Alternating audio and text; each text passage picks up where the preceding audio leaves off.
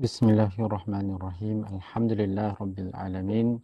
Wassalatu wassalamu ala asyrafil anbiya'i wal mursalin sayyidina Muhammad wa ala alihi wa sahbihi wa man ittaba'a hudahu wa iqtada bi ta'alimihi ila yaumiddin.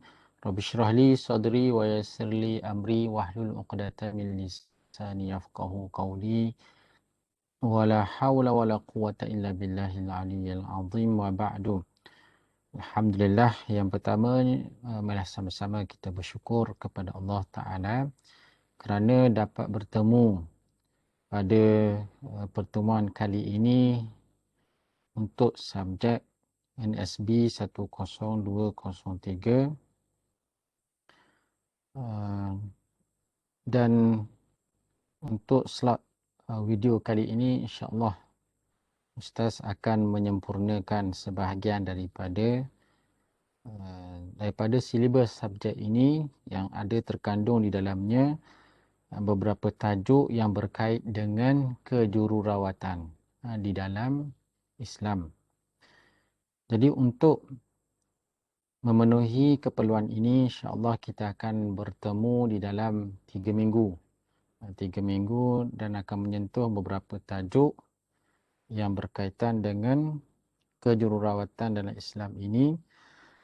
Dan untuk tajuk pada pagi ini, untuk pertemuan pada hari ini, Ustaz akan membawa kepada tajuk wuduk, tayamun dan juga solat seorang pesakit, iaitulah pesakit yang beragama Islam, Muslim, yang mana menjadi satu tanggungjawab kepada mereka walau dalam keadaan mana sekalipun sakitnya yang dihadapi olehnya, tetapi dia sebagai seorang Muslim, selagi mana masih lagi ada akal, selagi mana masih lagi digelar sebagai mukallaf, iaitulah orang yang berakal dan juga orang yang baligh, orang yang sampai umurnya, wajib mengerjakan satu suruhan tuntutan, iaitulah sentiasa memperingati Allah Ta'ala walaupun dalam keadaan sakit sekalipun. Jadi sebelum daripada itu, Ustaz memperkenalkan diri ini iaitulah Ustaz Wan Saifuddin bin Muhammad Hassan daripada Fakulti Pengajian Kontemporari Islam, Pusat Pengajian Syariah. Bidangnya adalah bidang fiqh, secara khususnya bidang berkenaan dengan pengurusan harta. Itu bidang yang Ustaz berada pada dalam bidang akademik ini.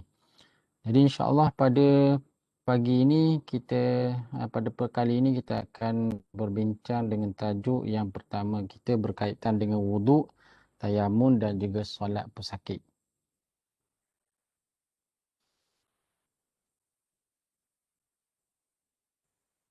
Jadi kalau ada apa-apa soalan berkait dengan subjek ini dan juga berkait dengan hukum-hukum perkara yang berkaitan dengan bidang pengajian Islam ini, bolehlah tanya dan berhubung Ustaz melalui email dan juga nombor telefon yang tertera, yang terpapar di dalam slide pembentangan ini. Untuk tajuk yang pertama ini, kita akan berbincang berkenaan dengan beberapa perkara, iaitulah taharah, kewajipan bersuci, yang terdiri daripada wuduk dan juga tayamum. Wuduk dan tayamum. Wuduk termasuklah mandi dan juga tayamum. Bersuci bagi pesakit yang memakai balutan. Macam mana nak menghadapi pesakit yang mana perlu bersuci, tetapi anggota untuk bersucinya itu, anggota untuk bersuci termasuklah tangan ke, muka, kaki ke, ataupun kepala terdapatnya balutan. Jadi kaedah macam mana nak bersuci untuk mereka ini? Adakah perlu mereka buka balutan? Kalaulah balutan tu berbentuk simin, bukanlah mereka nak buka, adakah mereka perlu buka? Mestilah ada kelonggaran yang diberikan kepada golongan seumpama ini. Kemudian bagaimana solat orang yang sedang menghadapi ujian sakit. Solatnya macam mana? Adakah solatnya seperti orang biasa, orang yang sihat?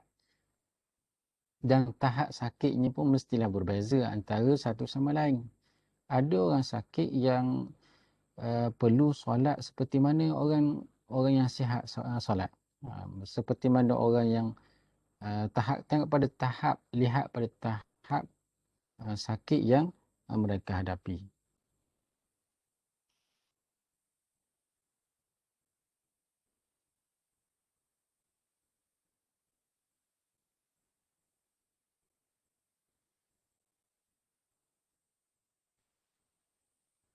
Dan seterusnya kita akan lebih pergi kepada fokus kepada taharah. Kita akan masuk kepada tajuk perbahasan kita. Yang pertama ialah berkenaan dengan taharah, bersuci. Baik, taharah ni daripada perkataan bahasa Arab dengan maksud taharah bersuci. Apakah itu maksud bersuci? Suci dari sudut bahasa, suci ini, taharah ini bermakna bersih atau bebas dari kotoran dan najis yang boleh dilihat dan kekotoran yang berbentuk maknawiyah yang tak boleh dilihat. Benda yang berbentuk abstrak yang tak nampak perlu dilihat secara dari sudut, bukan dari sudut mata kasar. Kemudian dari sudut syarak pula, kalau contoh bersih daripada kotoran yang boleh dilihat ni, contohnya bersih daripada najis, najis air kencing ke ataupun najis biasa, dan juga kotoran, bersih daripada kotoran yang melekat pada baju, itu benda yang boleh dilihat. Manakala benda yang berbentuk maknawi abstrak, contohnya suci hati kita, sifat daripada perkara-perkara yang terkeji, daripada sifat-sifat yang terpuji, yang terkeji, seperti suci daripada hasad dengki. Benda hasad dengki ni adalah benda yang tak dapat dilihat. Jadi ada dari sudut bahasa, taharah ni suci daripada benda yang zahir yang dapat dilihat dan juga suci daripada benda yang tak dapat dilihat. Dari sudut syarak pula, pengertian taharah ini ialah bersih daripada najis dan hadas, sama ada kecil ataupun besar. Suci daripada najis. Najis ni ialah benda yang nampak, yang dapat dilihat. Manakala hadas ini ialah satu situasi yang tak nampak, yang kita tak nampak hadas ni. Cuma ianya berlaku dengan sebab-sebab yang tertentu, sehinggalah menyebabkan seorang itu berhadas. Contohnya kalau asal seorang itu berwuduk, tiba-tiba berlaku perkara yang membatalkan wuduk, maka seorang itu akan bertukar situasinya daripada seorang yang berwuduk kepada seorang yang berhadas. Cuma hadas itu adalah hadas kecil ataupun hadas besar. Dan hukum bersuci. Bersuci hukumnya adalah wajib bagi orang yang hendak melakukan solat. Bagi orang yang memerlukan kepada nak melakukan perbuatan yang dalam ibadah ni, dalam Islam ni, kalau orang tu nak melakukan solat antaranya, perlulah bersuci. Jadi ketika nak melakukan solat, wajib ke atasnya bersuci. Maksudnya kalau dia tak nak solat lagi, belum lagi tiba masa untuk solat, hukum bersuci itu adalah harus baginya. Tapi apabila dia dah berkehendak melakukan solat, maka hukum bersuci menjadi wajib ke atasnya. Dalilnya ialah berdasarkan kepada ayat Al-Quran daripada surah Al-Muddathir ayat 4. Wasiyabaka fatahhir. Wasiyabaka, dan pakaian kamu maka fatahhir. Fatahhir, sucikanlah pakaian kamu itu. Jadi dalam ayat yang keempat daripada surah Al-Muddathir ni, Allah memerintahkan wasiyabaka, dan pakaian kamu. Fatahhir, maka sucikanlah ia. Fatahhir.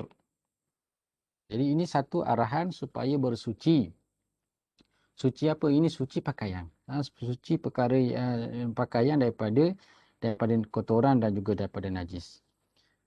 Kemudian di dalam ayat yang lain, dalam surah yang lain, sesungguhnya Allah amat, maksudnya Allah Ta'ala berfirman, sesungguhnya Allah amat suka kepada orang-orang yang bersuci. Inna Allah yuhibbu at-tawabin wa yuhibbul mutatahhirin dalam surah Al-Baqarah. Sesungguhnya Allah Ta'ala suka orang yang at-tawabin, orang yang banyak menyucikan, bertaubat, menyucikan diri, jiwanya. Wa yuhibbul mutatahhirin, dan Allah Ta'ala suka orang yang bersuci zahirnya. Kemudian kita lihat apakah dia alat-alat, komponen-komponen yang boleh dijadikan sebagai bahan medium untuk bersuci. Jadi dalam Islam kita ni ada beberapa perkara, ada beberapa benda yang boleh digunakan untuk bahan bersuci. Antaranya ialah air, kemudian debu tanah, air tanah, batu dan benda-benda kesat, benda-benda yang tajam, zatnya seperti kapur barus, yang mana kesemua bahan-bahan ini ada tujuan tertentu digunakan untuk bersuci. Contohnya air boleh digunakan untuk mandi wajib, boleh digunakan untuk mandi yang biasa, mandi sunat, boleh digunakan untuk berwuduk, suci daripada hadas kecil. Kalau mandi wajib ni suci daripada hadas besar. Wuduk dan membersihkan najis. Termasuklah air ni boleh digunakan untuk membersihkan najis yang ada pada pakaian, yang ada pada badan, ataupun najis yang berada pada tempat yang digunakan untuk solat, ataupun pada tempat-tempat biasa yang boleh digunakan air untuk bersuci. Kemudian debu tanah digunakan untuk tujuan tayamum. Tayamum ini apa dia tayamum? Iaitulah tayamum bagi menggantikan air jika ketiadaan air. Tayamum ni untuk gantikan wuduk dan juga gantikan mandi. Sekiranya ketiadaan air ataupun air ada tetapi orang yang nak guna air itu menjadi mudarat penggunaan air ke atas dirinya. Seterusnya, air tanah digunakan untuk tujuan menghilangkan najis yang berat. Najis berat ni istilahnya dipanggil najis mughallazah. Najis yang mughallazah iaitulah najis mughallazah, najis daripada anjing dan juga babi. Dua binatang ini dalam Islam membawa kepada najis yang mughallazah. Dinamakan sebagai najis mughallazah, najis yang berat. Maksudnya dalam Islam ni ada najis yang mukhaffafah, najis ringan, kemudian najis pertengahan dan juga ada lagi satu najis yang mughallazah, najis berat. Okay. Jadi najis ringan dan juga najis pertengahan ini boleh digunakan, boleh dihilangkan dengan air. Ini dengan air biasa. Kemudian air najis yang berat ni boleh dihilangkan dengan air dicampur dengan tanah. Dinamakan air tanah. Adalah kaedah-kaedah cara membersihkannya. Kemudian batu dan benda-benda kesat boleh digunakan untuk beristinja. Beristinja ni maksudnya membersihkan najis yang keluar daripada kemaluan. Digunakan batu ataupun guna benda kesat seperti tisu ke, boleh digunakan untuk bersuci, beristinja daripada najis yang keluar dengan syarat-syarat dia lah. Dia ada kaedah-kaedah boleh gunakan benda-benda tu. Selain daripada istinja dengan air, selain daripada menggunakan air. Air digunakan, air itulah yang lebih afdal ataupun yang lebih baik untuk digunakan sebagai istinja kalau berbanding dengan benda kesat ni. Tapi ada lagi kaedah yang lebih afdal, gabungkan kedua-dua. Kedua-dua ialah dengan menggunakan benda kesat, batu ataupun benda kesat, kemudian disusuli dengan air. Itulah kaedah yang paling afdal. Kemudian benda-benda yang tajam zatnya atau benda yang zatnya menghakis. Tajam ni maksudnya bukanlah tajam dengan maksud memotong, tapi tajam ini maksudnya boleh menghilang, menghakis, seperti barus untuk tujuan sertu. Termasuklah benda tajam ni sifatnya seperti tahi burung merpati yang mana ianya mempunyai zat sifat tajam yang boleh menghakis lenderan-lenderan yang ada pada kulit binatang yang hendak disertu. Ini perbuatan menyertu, menghilangkan lendir yang ada pada kulit, yang mana kulit binatang termasuklah kulit bangkai, binatang yang mati tanpa sembelih, kita boleh gunakan, manfaatkan kulit binatang ini untuk membuat benda-benda keperluan seperti buat beg ke ataupun buat apa-apa sajalah bekas air boleh digunakan. Kemudian antara taharah ini bersuci, zahir dan juga batin, zahir dan juga perkara yang maknawi. Dan perkara maknawi ini ialah kita tumpukan di sini dengan maksud hadas, bersuci daripada hadas. Jadi hadas ini boleh dibahagikan kepada dua. Yang pertama hadas kecil. Hadas kecil, cara untuk bersuci daripada hadas kecil ialah dengan wuduk atau gantinya tayamum. Apa penyebab kepada hadas kecil? Penyebab kepada hadas kecil ni ialah penyebab kepada perkara yang penyebab kepada terbatalnya wuduk. Perkara yang menyebabkan wuduk seseorang itu terbatal. Contohnya keluar angin ataupun kencing, keluar sesuatu daripada kemaluan di depan dan juga di belakang, menyebabkan seorang itu berhadas. Tersentuh kulit antara lelaki dan perempuan tanpa lapik, menyebabkan seorang itu berhadas kalau dia asalnya berwuduk. Ataupun seorang itu tidur dalam keadaan tidak tetap papan punggungnya dan seorang itu gila, menyebabkan hilang akalnya, jadi terbatallah wuduknya, menyebabkan dia berhadas kecil. Kemudian hadas besar, punca kepada hadas besar inilah keluarnya mani, sama ada dengan bermimpi ataupun keluar secara sengaja. Mimpi itu tanpa sengaja lah. Ataupun berhadas besar ni dengan sebab berlakunya persetubuhan antara suami isteri ataupun lelaki dan juga perempuan, menyebabkan berlakunya hadas besar. Ataupun hadas yang lebih besar lagi ialah bila berakhirnya keluar darah haid seseorang ataupun darah nifas, itu menyebabkan berhadas besar. Termasuklah juga punca hadas besar ni dengan sebab kelahiran, berlakunya kelahiran menyebabkan seorang perempuan itu berhadas besar. Bila wiladah, berlakunya wiladah, lahir, seolah-olah yang keluar tu ialah air mani. Cantuman air mani lelaki dan perempuan, maka dikira berhadas besar dan perlu mandi. Sekiranya disusuli dengan darah pula, darah nifas, dimandikan sekaligus, mandi sekaligus dengan berakhirnya darah nifas.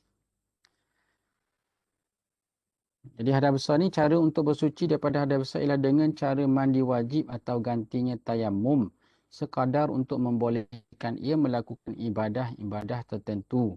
Kemudian ia wajib mandi semula. Jadi mandi ataupun bertayamum lah yang boleh mengangkat hadas besar. Kalau mandi boleh menghilangkan hadas besar, cuma tayamum ini sekadar untuk dia boleh melakukan ibadah. Hadas besar tidak akan terangkat, tidak hilang daripada orang yang hadas besar dengan sebab tayamum ini, dia tak boleh hilang. Baik, yang pertama wuduk. Apakah itu wuduk? Jadi wuduk ni kita sudah biasa dilatih dan juga diajar daripada kecil. Apakah maksud wuduk itu? Cuma mungkin daripada kita ni takut-takut tak ada di kalangan kita yang tak tahu apakah itu wuduk. Mungkin ada sahabat-sahabat kita yang bukan Muslim, non-Muslim, yang tahu, dengar-dengar tapi tak tahu. Jadi inilah masanya untuk kita mengetahui apakah itu wuduk yang dimaksudkan dengan wuduk ini. Jadi wuduk maksudnya ialah satu penyucian, satu kaedah penyucian yang dilakukan dengan cara tertentu setelah berlaku hadas kecil untuk membolehkan seorang itu melakukan ibadah. Jadi untuk melakukan ibadah, suasana seorang itu mestilah dia bersih daripada kekotoran maknawi yang dinamakan sebagai hadas kecil. Kemudian apakah yang menyebabkan hadas kecil? Puncanya ialah Yang pertama, keluar sesuatu daripada kubul atau dubur. Kubul ini ialah kemaluan di hadapan. Kemaluan hadapan, kemudian dubur pula ialah kemaluan di belakang. Yang keduanya, keluar sesuatu tak kira sama ada sesuatu yang keluar itu benda yang biasa keluar seperti air kencing, termasuk air kencing. Kemudian najis termasuklah juga yang keluar tu air mazi. Apa itu air mazi? Ini air wadi. Dia ada sifat-sifatnya lah. Air mazi ni keluarnya dalam keadaan seorang tu permulaan syahwat. Air mazi yang keluar dalam keadaan licin. Kemudian air wadi ni biasanya dia keluar dalam keadaan seorang itu letih. Berupa warna seperti susu. Ini air wadi. Keluar selepas letih. Seorang tu letih. Keluar ketika bermulanya, kalau mazi ni bermula syahwat.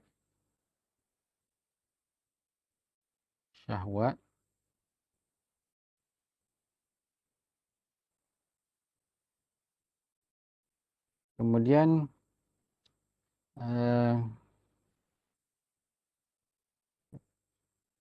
lagi sekejap. Ataupun yang keluar tu adalah benda yang luar biasa, luar daripada kebiasaan. Contohnya, keluarnya batu. Orang yang batu karang dalam pundi kecing. Bila dia kencing, keluar batu. Benda tu yang luar biasa. Sama ada yang terjadi daripada mendapan air kencing itu sendiri, kotoran-kotoran. Ataupun terjadi dengan sebab batu yang batu masuk ke tak kira lah. Ataupun yang keluar tu daripada dubur sebagai contohnya benda suci. Seorang tu katakanlah dia dirompak. Bila dirompak dia ada cincin emas. Dia pun telan cincin emas. Keluarlah proses keluar cincin tu bila mana dia dalam keadaan berwuduk. Tiba-tiba cincin tu keluar dalam keadaan kering. Keluarnya dalam keadaan kering, batal lah wuduknya. Tapi cincin tu jangan buang. Masih lagi boleh digunakan. Ada nilai walaupun keluar daripada duburnya. Tidur, kemudian punca yang kedua, tidur tidak tetap papan punggung. Tidur dalam keadaan tidak tetap papan punggung. Papan punggung ni dia tidur dalam keadaan berpusing sana, berpusing sini, ke kanan dan juga ke kiri.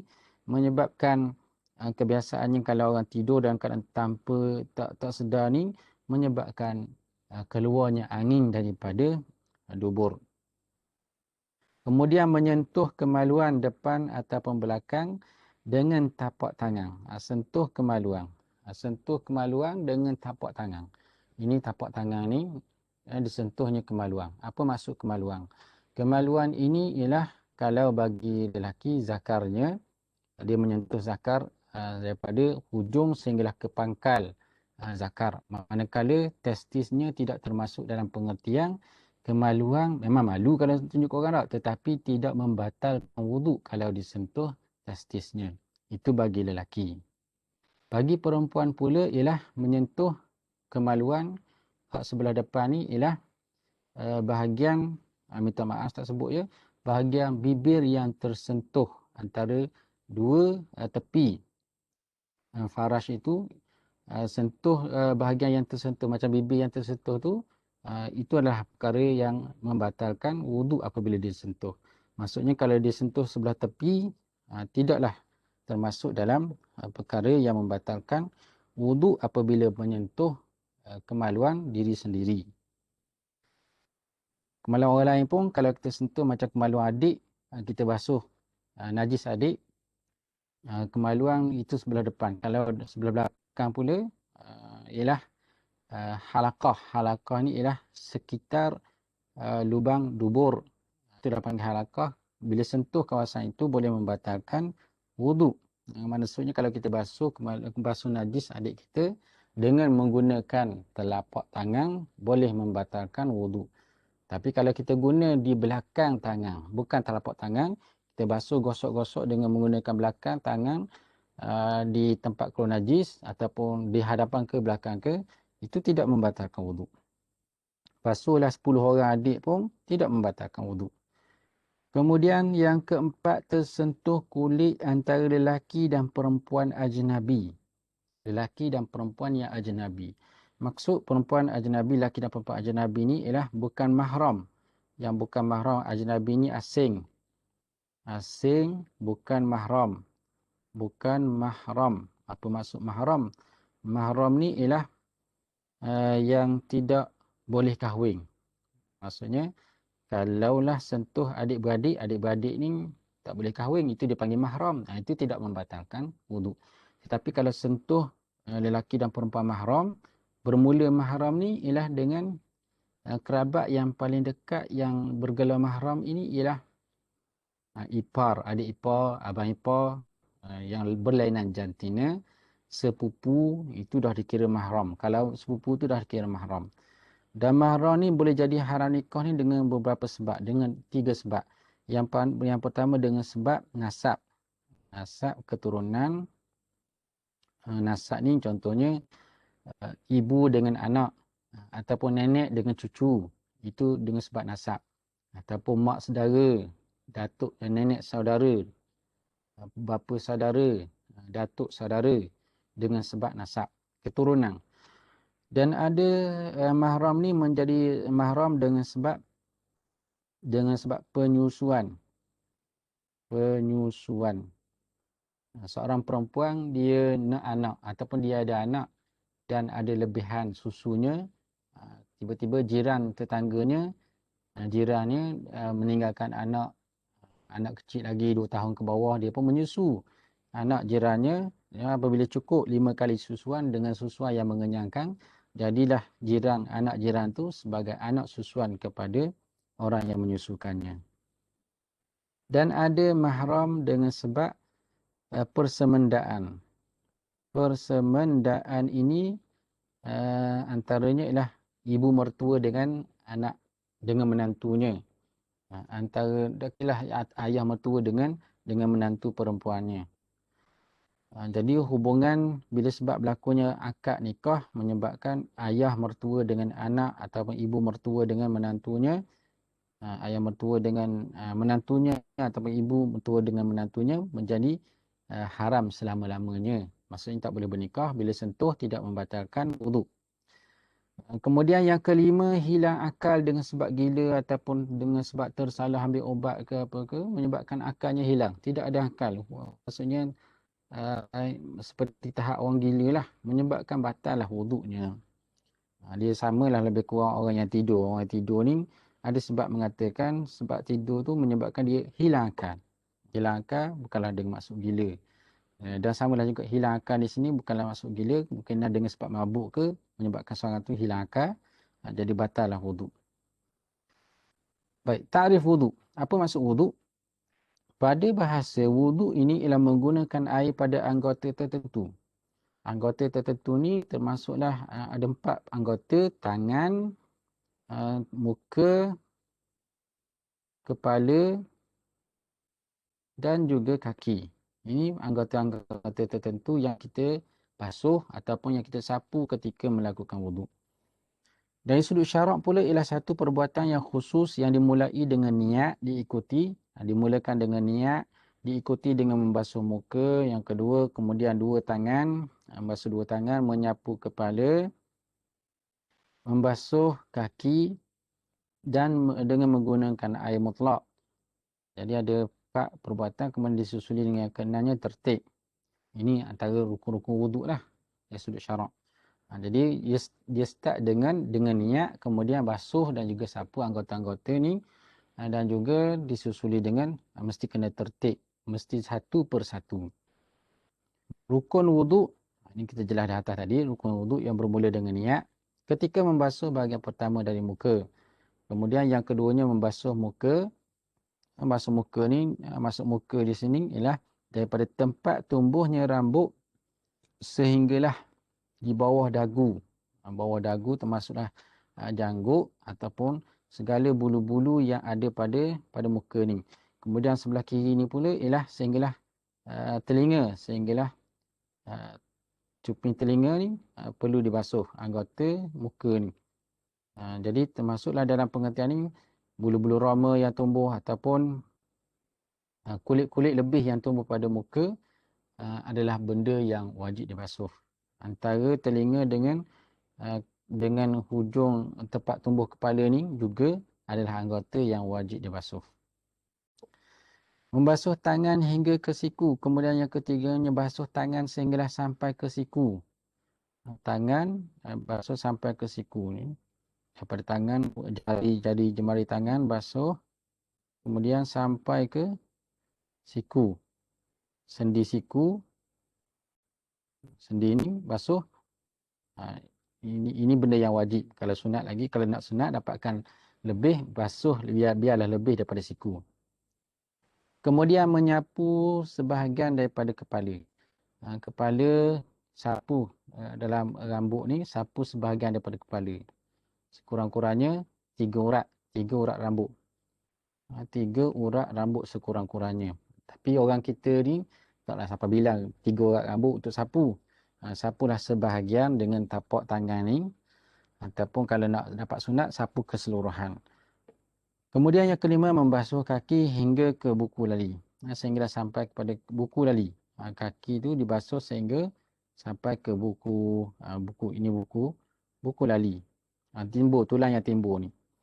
Dan disusuli dengan tertib. Maksudnya tertib ni tak ada lah khusus kita basuh apa-apa. Cuma basuh ikut yang pertama kena niat. Kemudian basuh muka dulu, basuh tangan sampai ke siku, sapu sebahagian kepala. Kemudian barulah disusuli dengan membasuh kaki. Maksudnya jangan kita dahulukan basuh kaki, lepas tu basuh muka. Kemudian sapu kepala, lepas tu basuh tangan. Kena tertib. Baik. Ini wuduk yang bagi orang biasa yang sihat. Bagaimana pula wuduk untuk orang yang sakit? Contoh orang sakit macam gambar ni lah. Gambar ni kalau dalam keadaan dia memakai salatik ni, memakai tip. Kalau kertas ni, okay, kalau dia lalukan air tak ada masalah sebab dia boleh menyerap masuk ke dalam. Kalaulah yang jenis pakai tip yang menyebabkan air tak dapat telus.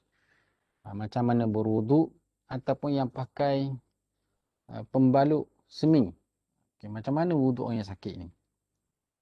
Baik, kaedah umum dalam mengerjakan mana-mana ibadah, termasuklah wuduk sekalipun, kaedahnya ialah ini petikan daripada hadis daripada Abu Hurairah Abdul Rahman bin Sakhar radhiyallahu taala anhu, katanya, sami'tu Rasulullah sallallahu alaihi wasallam yaqulu, aku mendengar Rasulullah sallallahu alaihi wasallam bersabda, ma nahaitukum di sini ada tu pengertian dia. Ma nahaitukum, apa-apa sahaja yang aku larang kamu, anhu, daripada mengerjakannya. Apa-apa sahaja benda yang aku larang. Larang jangan berzina, jangan minum arak, jangan mencuri, jangan merampok dan sebagainya. Benda-benda yang dilarang oleh Rasulullah, oleh Allah Ta'ala, maka berhentilah serta-merta. Fajtanibuhu. Jauhilah, berhentilah. Mana larangan benda-benda haram ni berhenti terus. Wa ma amartukum bihi, dan apa-apa sahaja yang aku perintah, amartukum bihi, apa-apa sahaja yang aku perintah, maka lakukanlah ia mengikut kemampuan kamu. Fa'tu bihi mastata'tum. Mana buatlah mengikut kadar kemampuan. Itu kaedah dalam mengerjakan ketaatan dan juga menjauhi larangan. Jadi bagi orang yang menghadapi ujian sakit ini, kita lihat macam mana tahap orang tu. Baik, ada jenis pesakit yang boleh menggunakan air seperti orang sihat. Dia sakit, contohnya sakit gigi. Sakit gigi, sakit kepala, darah tinggi. Kalau dia guna air tak ada masalah. Dia mandi ke apa tidak ada masalah. Sakit jantung ke, kalau dia ambil wuduk tak ada masalah. Jadi macam orang sihat lah dia ni. Kemudian ada juga jenis pesakit yang tidak boleh menggunakan air langsung. Langsung tak boleh kena air. Contohnya orang yang luka kebakaran seluruh badan, tak boleh nak kena air. Kalau kena air jadi mudarat pula baginya. Atau apa-apa penyakit yang memang tak boleh kena air.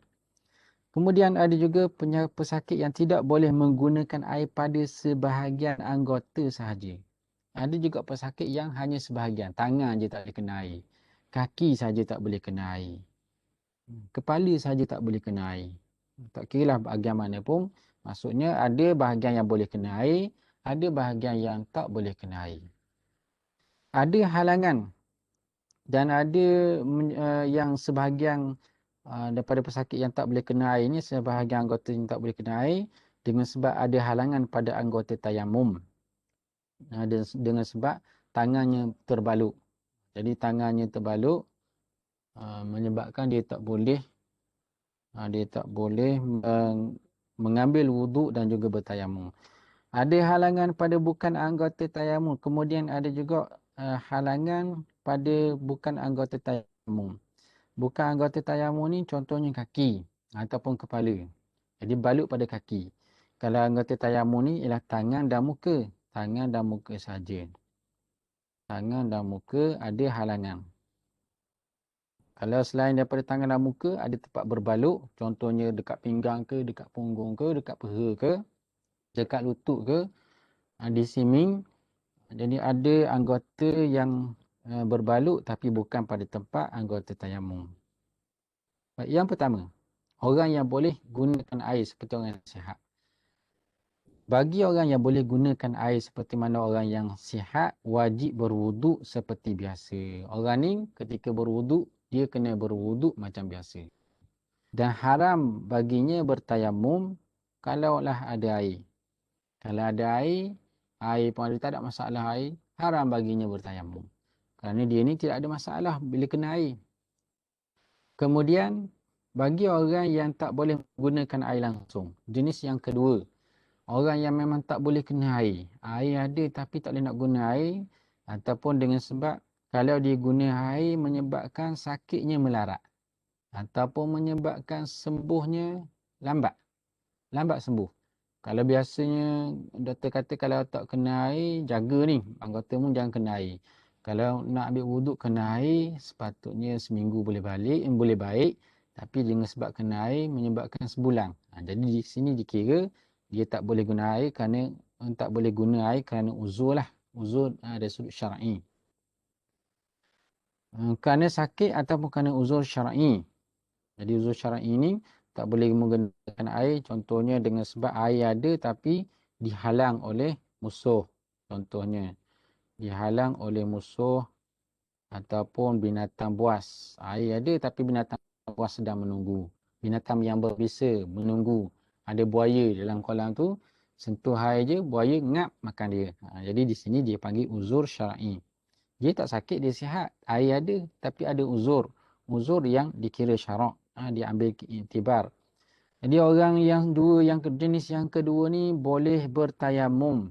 Dan wajib dia bertayamum ketika nak melakukan solat. Kemudian jenis yang ketiga tidak boleh menggunakan air pada sebahagian anggota sahaja.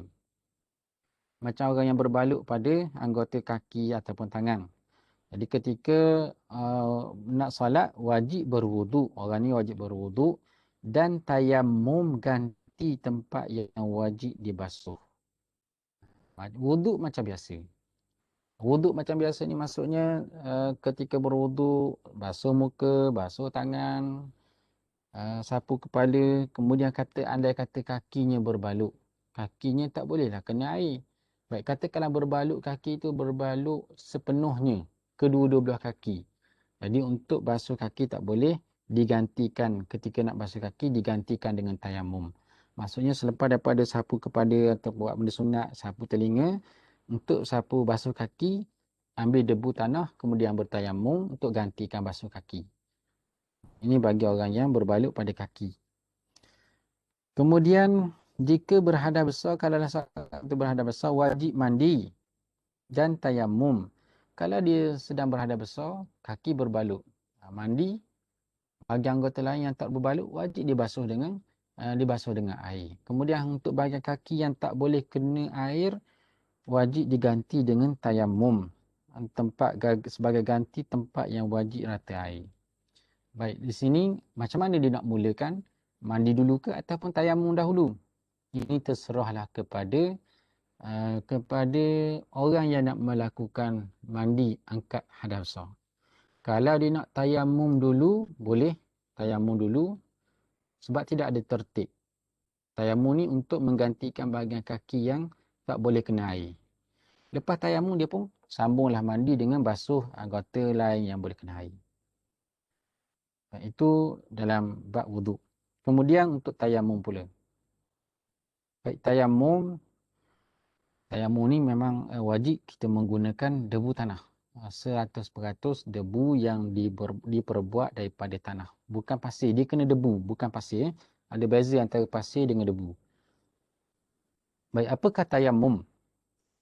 Baik, kena betul-betul baca ni tayamum. Bukan tom yam. Ada orang baca tom yam.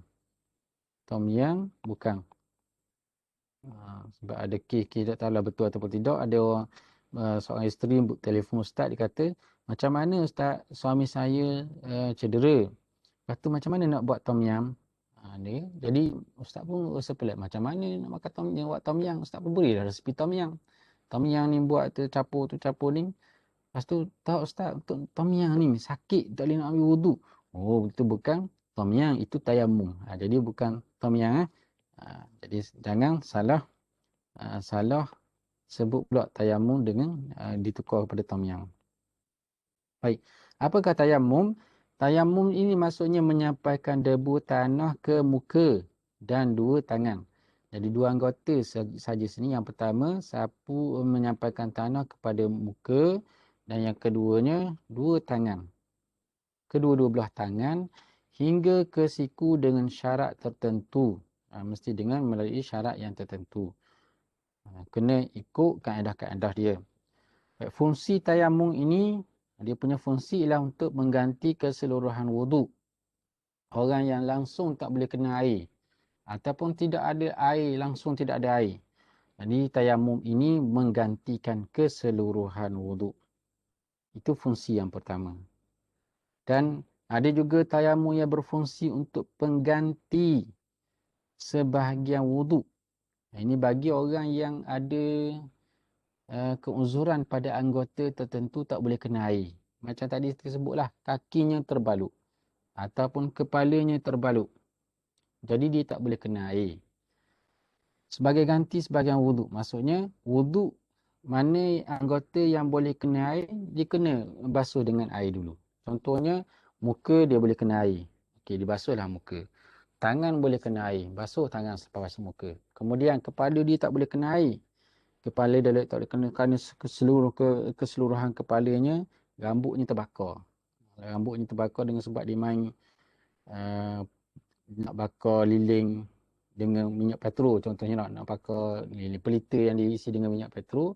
Tiba-tiba kena rambutnya, seluruh bahagian rambutnya hangus. Kemudian nak sapu wuduk. Air ni atas kepala tak boleh kena air, lembapan pun tak boleh kena, dibalut semua.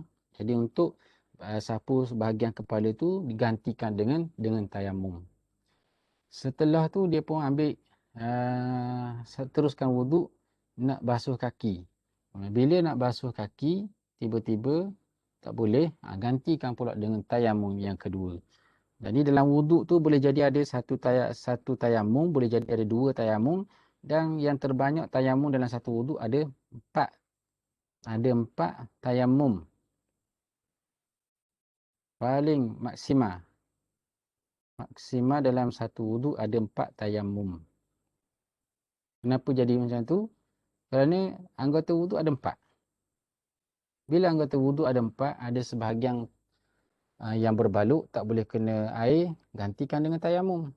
Dan mesti kena tertib antara tayamum dengan basuh ni. Kita mengikut tertib. Basuh muka, basuh tangan, basuh sapu kepala dan juga basuh kaki. Kalau ke tempat 4 anggota ni ada sebahagiannya tak boleh kena air, gantikan dengan tayamum. Contohnya basuh muka. Ada balut, bahagian terbalut, digantikan dengan tayamum. Satu, tangan pun sama juga. Bila ada bahagian yang terbalut, selepas gunakan air, gantikan dengan tayamum. Sebab-sebab tayamum. Yang ketiga, ada 3 sebab tayamum. Yang pertama, ada satu lagi yang tertinggal. Kemudian fungsi yang ketiga bagi tayamum, pengganti mandi wajib bagi orang yang ketiadaan air atau uzur, iaitulah sakit. Boleh ganti mandi wajib bagi orang yang uzur yang tak boleh kena air. Kemudian sebab-sebab tayamum, ada 3 sebab. Yang pertama, ketiadaan air. Memang betul-betul tiada air. Kering kontang, kemarau, tidak ada air. Ketiadaan dari sudut syarak. Kemudian ketiadaan air dari sudut syarak ni yang kita kata uzur syaraknya itu, air ada tapi untuk keperluan lain, untuk memasak, untuk minum. Harga mahal. Air itu dijual dengan harga yang mahal daripada harga pasaran. Kebiasaan airnya satu bekas 1 liter padu dijual dengan harga berapa sen atau berapa ringgit. Tapi untuk bulan tu atau untuk zaman hari ketika mana nak bertayamum ni, nak beli air untuk berwudu, untuk mandi, harga lebih daripada pasar. Dijual dengan harga yang mahal. Kemudian ada sekatan seperti haiwan buas. Haiwan buas sedang menunggu mangsa ketika mana nak berwudu. Binatang buas itu sedang menunggu mangsanya. Kemudian ada air tapi dibimbangi sakit jika menggunakannya. Air ada tapi dikhawatiri sakit ataupun dikhawatiri lambat sembuh daripada penyakit dengan sebab menggunakan air. Baik, yang pertama, ketiadaan sebab yang pertama, ketiadaan air. Yang kedua, punca menyebabkan seorang itu boleh bertayamum dengan sebab sakit. Bila sakit, haram seorang tu dia boleh jadi haram ataupun wajib. Haram kalau seorang tu dalam keadaan sakit bertayamum, kalaulah sakit itu sakit yang ringan, tidak mendapat mudarat daripada penggunaan air. Macam tadilah kata-kata sakit darah tinggi. Tak ada masalah pun digunakan air. Tiba-tiba bertayamum. Orang tanya apa sebab tayamum? Darah tinggi. Apa sebab tayamum? Kencing manis. Apa sebab tayamum? Sakit jantung. Apa sebab tayamum? Sakit kepala. Jadi di sini haram baginya menggunakan bertayamum sekiranya sakitnya itu tidak memudaratkan kalau guna air. Tidak jadi mudarat kalau guna air. Kemudian orang yang sakit wajib bertayamum apabila dibimbangi mati caranya, dibimbangi mati ataupun anggota badannya menjadi hilang fungsi. Ini di sini wajiblah dia bertayamum. Kemudian harus untuk orang yang sakit menggunakan tayamum apabila dibimbangi yang pertama bertambah kesakitan ataupun lambat sembuh, meninggalkan hilang fungsi. Ini maksud yang ketiga ni.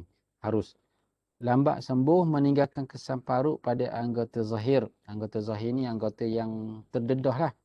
Anggota terdedah contohnya muka. Kalau dia wuduk juga meninggalkan parut pada luka. Meninggalkan hilang fungsi anggota badan jika menggunakan air. Hilang fungsi atau berkurangan fungsi. Kalau gunakan air juga dalam masa proses rawatan ini menyebabkan contohnya matanya menjadi kabur. Contohnya kalau doktor kata kalau lah awak tak kena air, berlaku pembedahan ke apa berkaitan dengan mata. Kalau awak kena air juga, yang sepatutnya kalau tak kena air boleh melihat dengan kadar 100%. Mana boleh lihat mana terang lah. Tapi bila awak kena air, akan hilang sebahagian daripada fungsi menyebabkan dia punya total dia, markah dia kalau mata ni jadi 50% saja boleh lihat ataupun 70% ke. Itu dipanggil hilang fungsi anggota badan. Ataupun tangan tu boleh kalau lah tak kena air dalam tempoh rawatan ini, maknanya bertayamum lah. Awak boleh angkat seberat 50 kilogram dalam sebelah tangan saja. Tapi bila kena air, awak angkat 10 kilogram je boleh.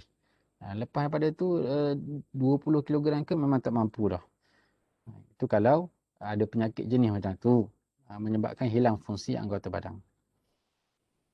Kemudian sebab tayamum yang ketiga, air ada. Tapi untuk kegunaan, untuk keperluan hidupan yang dihormati nyawanya, iaitulah haiwan yang muhtaram, dengan nyawa yang dihormati. Maksudnya air itu untuk kegunaan individu ataupun haiwan, untuk orang atau manusia ataupun haiwan yang mana haram kita bunuhnya. Iaitulah haiwan yang tidak maksud haiwan yang tidak dihormati ni ataupun orang yang tidak dihormati darahnya ataupun nyawanya, inilah orang yang meninggalkan solat kerana ingkar. Orang yang tinggal solat kerana ingkar, kufur lah hukumnya.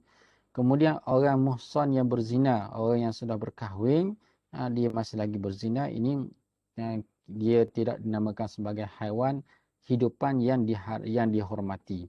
Kemudian kafir harbi yang memerangi, yang memusuhi Islam. Orang murtad yang keluar daripada Islam. Kemudian anjing gila. Anjing gila yang menggigit.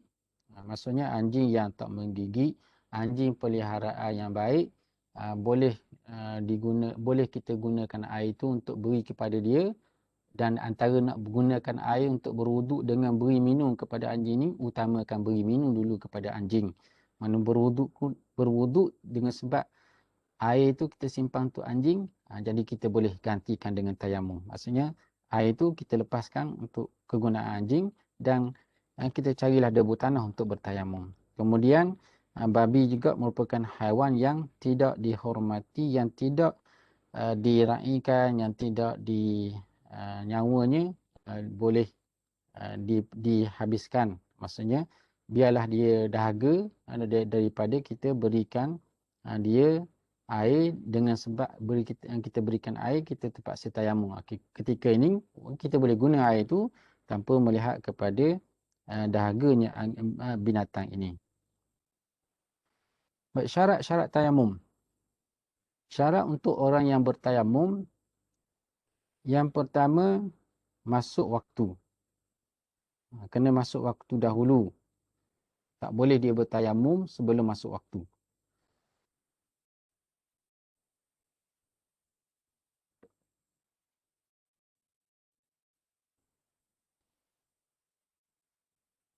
Maksudnya, kalaulah seorang tu bertayamum 5 minit sebelum masuk waktu zuhur, tayamum itu tidak boleh dikira, tidak boleh digunakan untuk melakukan solat zuhur. Dengan menggunakan debu tanah yang suci, debu tanah mestilah debu tanah yang suci, macam air mutlak juga. Kemudian syarat tiada air bagi orang yang bertayamum bukan kerana sakit, kerana ketiadaan air. Bagi orang musafir, kalau musafir, jika yakin tak perlu cari, jika yakin tidak ada air, memang tak perlu dicari lagi. Contohnya di bermusafir itu tempat yang tanah lapang yang ataupun padang pasir ke, memang tak ada air lah. Kalau ikut pada pandangan zahirnya tidak ada air. Tapi jika ragu, kalau dia ragu di musafir pada satu kawasan yang ada tumbuhan ataupun ada tumbuhan hijau ke, kemungkinan ada air, jadi ragu-ragulah. Perlu cari, dan kalau mengetahui ada air, kalau dia tahu ada air, wajib mencari. Kalau dia ragu, dia perlu cari. Kalau dia tahu, maksudnya ragu. Yang pertama ragu. Ragu tu berat kepada 50-50 lah. Tapi kalau dia mengetahui ada air, macam dia kata 70% ni, dia kata dalam hatinya kata 70% ada air ni. Maksudnya berat pada air. Wajib mencari. Jika yakin ada, tetapi untuk ke tempat itu akan habis waktu solat. Tapi kalau nak mencari itu sehinggalah menyebabkan waktu solat itu berlalu, tak perlu tak perlu cari air, terus saja bertayamum. Ini bagi hukum orang yang musafir. Kemudian, air yang ada terlalu sedikit untuk tujuan minum sahaja. Untuk tujuan minum diri, kawan atau binatang yang dihormati. Air sedikit dibawa dengan bekalan air 10 liter saja. 10 liter ni untuk sehari habis. Jadi nak berwuduk menggunakan 10 liter ni, jadi tak boleh nak minum lah. Ketika ni bolehlah bertayamum. Kemudian tidak boleh guna air ataupun sakit, dan perlu hilangkan najis sebelum tayamum. Sebelum tayamum tu perlu bersuci dahulu. Hilangkan najis dahulu. Rukun tayamum ada 4 perkara. Yang pertama niat. Niat iaitulah niat mengharuskan sahaja. Contohnya, sahaja aku bertayamum untuk mengharuskan perbuatan solat. Kemudian yang kedua, menyapu muka dan 2 tangan hingga ke siku. Sapu muka dengan debu. Lepas sapu muka dengan debu, sapu tangan pula sehinggalah ke siku. Dengan 2 kali tepuk. Kemudian yang ketiga, memindahkan debu ke anggota yang disapu. Pindahkan debu dengan pindahkan debu ke anggota yang disapu. Contohnya kita tepuk debu, pindahkan pada muka. Kaedahnya debu tu kita tepuk, lepas tu pindahkan ke muka ni daripada atas ke bawah. Itu yang pertama, anggota yang pertama. Kemudian tepuk lagi debu pada tempat yang baru lah. Tempat debu baru, tepuk. Lepas tu sunat dinipiskan. Lepas tu kita lalukan tangan ini, tangan kiri ke belakang. Tangan kanan dulu. Kemudian pusing ke depan pula. Tanpa menyentuh kedua tapak tangan. Kemudian tangan kanan pula lalu di belakang. Kita bagi dua. Bagi dua ni. Satu bahagian jari, satu bahagian tapak. Lalu ke belakang, ikut belakang, kemudian ke depan, terus macam ni. Okay. Kemudian tertib. Tertib ni maksudnya dengan mulakan dengan sapu muka, dengan niat dulu, lepas tu sapu muka, kemudian disusuli dengan sapu tangan. Sunat-sunat tayamum. Baca bismillah. Sunat baca bismillah. Menghadap kiblat. Ini sunat ni kalau tak buat pun tak ada masalah. Tapi seelok-eloknya kita buatlah dengan kaedah dengan baca, mulakan dengan baca bismillah. Bismillahirrahmanirrahim. Tepuk dulu. Kemudian bismillahirrahmanirrahim niat. Kemudian disusul dengan tepuk. Itu barulah buat rukun. Baca bismillah dahulu. Kemudian yang kedua menghadap kiblat. Macam wuduk juga. Menipiskan debu. Sunat tipiskan debu dengan cara kaedah kita menepuk. Tepuk, lepas daripada tepuk tangan kita lagakan dua belah tangan ini supaya debu-debu yang tebal tu turun. Mendahulukan anggota kanan, dahulukan basuh anggota tangan kanan dahulu sebelum tangan kiri.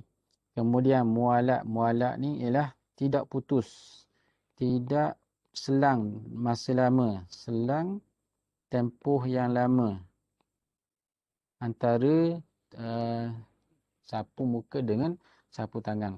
Maksud tempoh yang lama ni kalau dalam ukuran biasa dalam wuduk, dia basuh muka, kemudian sebelum basuh tangan tu sunat dia mualat. Mualat ni sebelum keringnya air pada muka. Jadi samalah juga dalam tayamum ni memang tidak ukurannya dengan bukan dengan air tapi kat mana masa tu, selang masa tu mestilah tidak lama. Perkara yang membatalkan tayamum. Apakah perkara yang membatalkan tayamum? Semua perkara yang membatalkan wuduk. Yang kita sebut 5 perkara yang membatalkan wuduk boleh membatalkan tayamum. 1 hingga 5 di sini. Kemudian ada air sebelum sembahyang jika tayamum kerana tiada air. Yang keenam, sebelum dia bersembahyang, angkat takbiratul ihram, ada air. Dia tu tayamum kerana ketiadaan air. Sebelum dia sembahyang, tiba-tiba ada air. Ketika ini tayamumnya batal. Maksudnya kalau seorang tu sembahyang kerana uzur, kebetulan air tidak ada pula.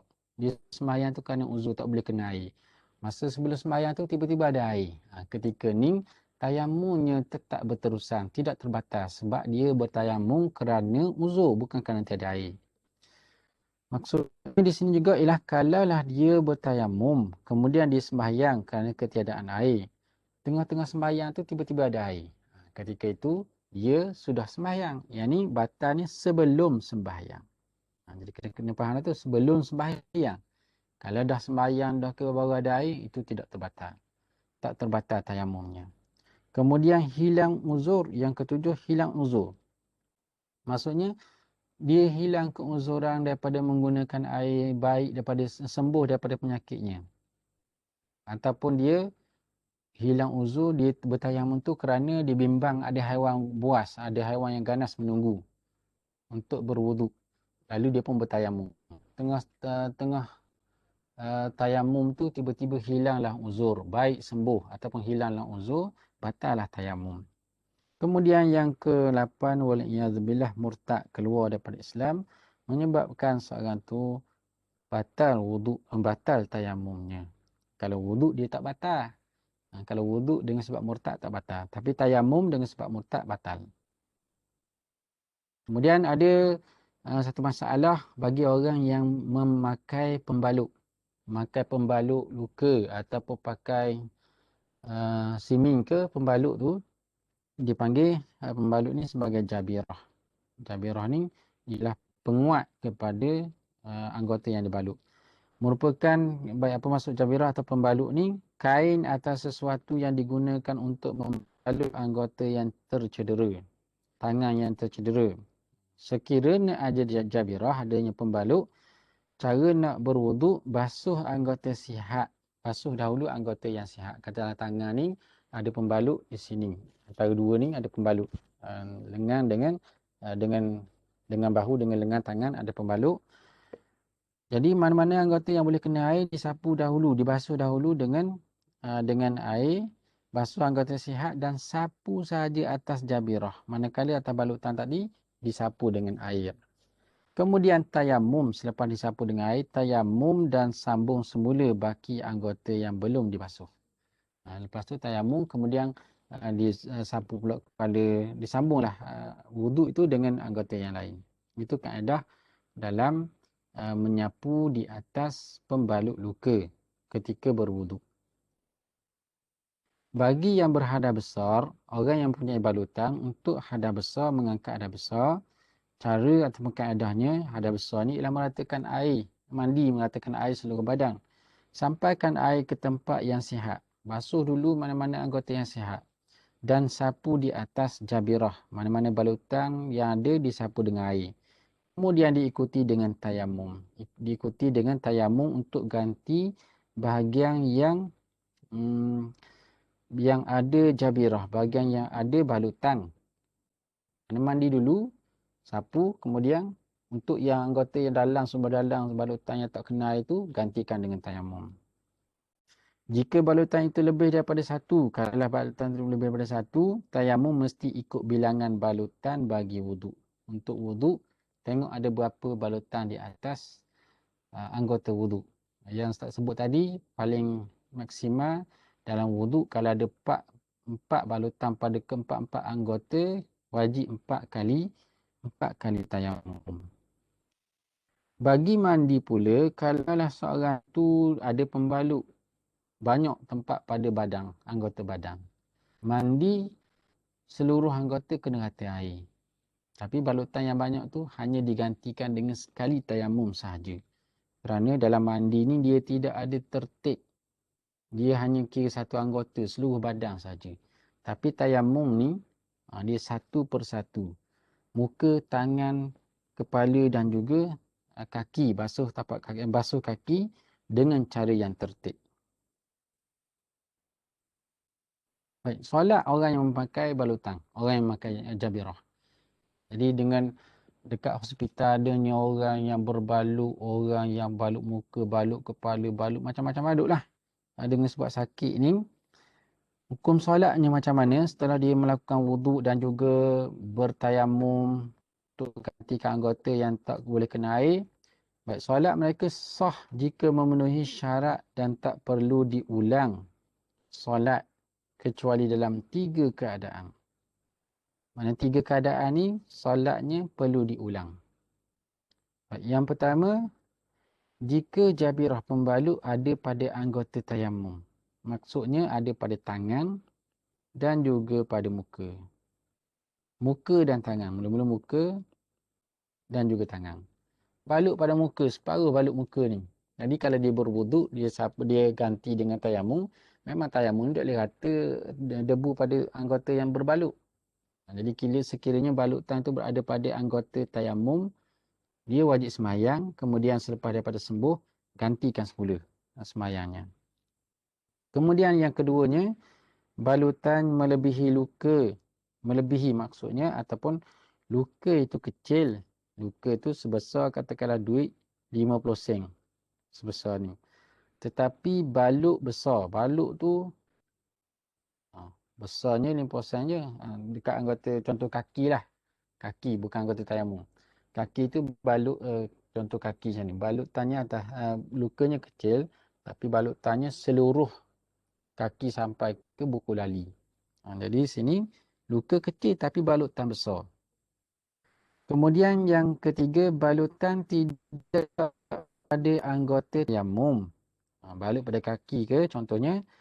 Dan kadar yang diambil berpatutan. Kadar yang diambil untuk balut tu, kadar macam ni, dia makan bahagian tepi ni untuk ambil bahagian tepi untuk lekat plaster ke tak? Plaster ataupun seletik je. Kemudian tetapi ia dipakai jabirah ketika sedang berhadas. Tak ada wuduk. Dipakai tu dalam keadaan tiada wuduk, tidak berwuduk. Biasalah orang sakit, orang yang masuk kat kecemasan, patah ke luka ke, dibalut, doktor tak tanya dah, awak wuduk tak lagi? Jadi terus je balut. Mana orang tu pun dia memang nak sakit, memang tak ingat nak berwuduk dah. Jadi lalu dibalut, lepas dibalut, tak buka tak nak buka, kemudian dia berwuduk ataupun ganti tayamum dengan tayamum. Jadi balutan itu menyebabkan dia memakai balutan pada ketika sedang berhadas. Jadi ketika ni wajiblah dia mengulangi semula solatnya. Cuma di sana ada sedikit kelonggaran, keringanan yang dipilih oleh Imam Nawawi dalam mazhab Syafi'i. Di mana Imam Nawawi memilih pendapat Al-Muzani, murid kepada Imam Asy-Syafi'i. Pendapat ini mengatakan tidak perlu qada, tak perlu lagi diqada, diulang semula. Bagi orang yang bersolat dalam keadaan memakai pembalut pada anggota badannya secara mutlak. Tak kira dia balut tu sikit ke banyak ke, ataupun balut pada anggota wuduk ke, ataupun anggota tayamum ke, tidak perlu lagi qada. Jadi kalau pendapat ini dipakaikan, diberikan kepada orang yang sedang sakit, mestilah dia rasa ringan kalau macam tu. Kalau macam tu, aku boleh sembahyang dalam keadaan sakit ini, dalam keadaan berbalut. Tak perlu lagi ulang. Kalau orang jenis malas, aku solat masa sekarang ni pun perlu ulang juga. Jadi baik tak sembahyang. Jadi pendapat ni boleh kita pakai sebagai pendapat dalam mazhab Syafi'i sendiri. Imam Nawawi sendiri daripada imam-imam mazhab Syafi'i. Baik, kaedah solat untuk orang yang sakit. Macam mana orang yang sakit nak mengerjakan solat? Daripada Imran, ini ceritanya lah, cerita kita ambil fokusnya, solatlah dalam keadaan berdiri. Yang pertama berdiri, kalau kamu tak mampu dalam keadaan duduk. Berdiri dahulu kalau tak mampu dalam keadaan duduk. Jika kamu tidak mampu, maka solatlah di atas lambung, iaitulah di atas lambung rusuk sebelah kanan ataupun sebelah kiri.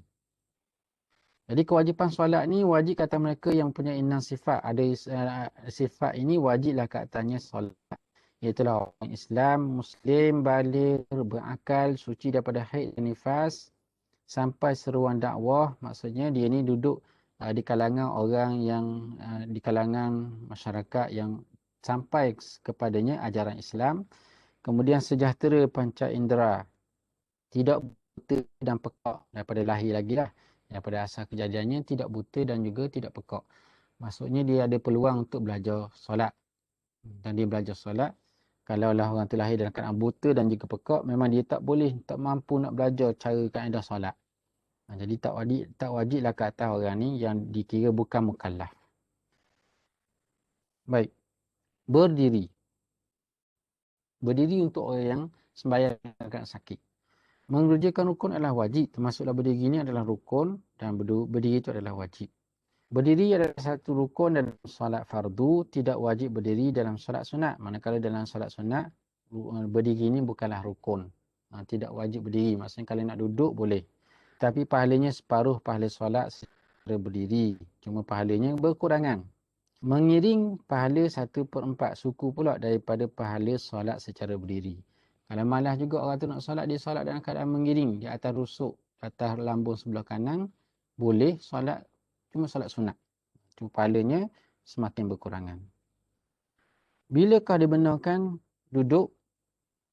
Baik, orang yang sembahyang fardu dibenarkan solat duduk bila tidak mampu berdiri. Memang dia tak mampu berdiri.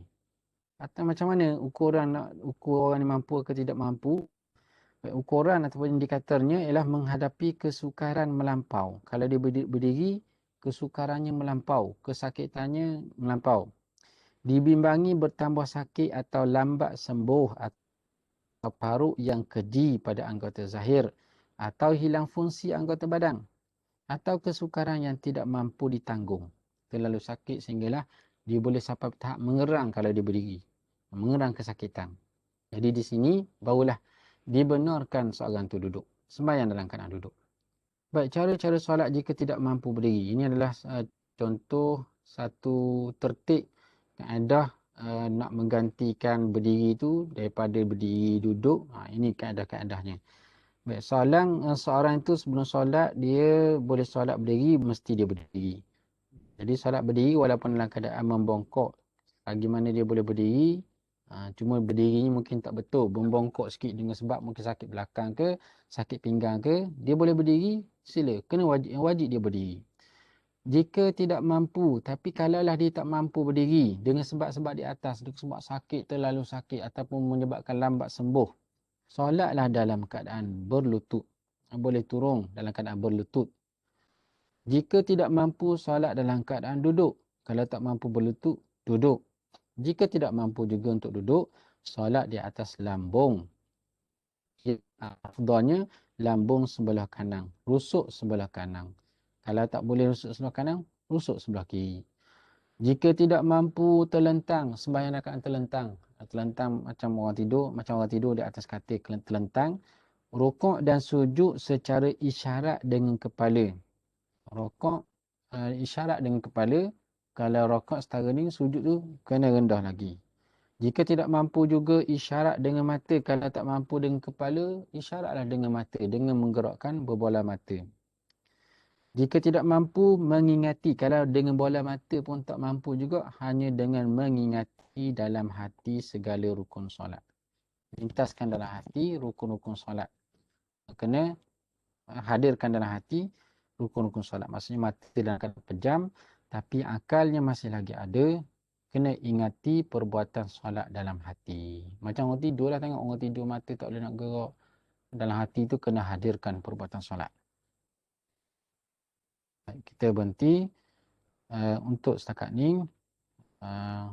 Untuk kuliah kita pada kali ini, bagi wuduk, tayamun dan juga kaedah solat. Jadi ada 3 perkara kita ambil untuk kuliah pagi ni. Wuduk, tayamum dan juga solat. Mudah-mudahan boleh kita jadikan sebagai panduan untuk berhadapan dengan pasien-pasien yang mempunyai masalah dalam bab wuduk, dalam solat, dalam tayamum dan untuk mengerjakan solat. Inilah antara kaedah kemudahan yang diberikan kepada mereka agar mereka sentiasa mendekatkan diri, sentiasa ingat kepada Allah Ta'ala walaupun dalam keadaan sakit. Mudah-mudahan sakit mereka ini cepat diberikan kesembuhan, ataupun kalau mereka nak dijemput oleh ilahi pun, biarlah dalam keadaan hati mereka redha dan juga husnuzan kepada Allah Ta'ala. Wallahu a'lam. Aqulu qawli hadza wa astaghfirullahal azim li wa lakum. Wassalamualaikum warahmatullahi ta'ala wabarakatuh.